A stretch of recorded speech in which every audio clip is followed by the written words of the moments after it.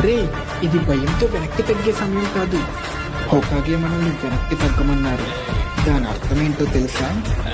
ఎందుకంటే ఆయన full పవర్తో fight చేయకుండా మనం అడ్డొస్తాం. నీకు అర్థం కావట్లేదేమో, ఈ ఫైట్లో హోకాగేదే పై చేయి. టైగర్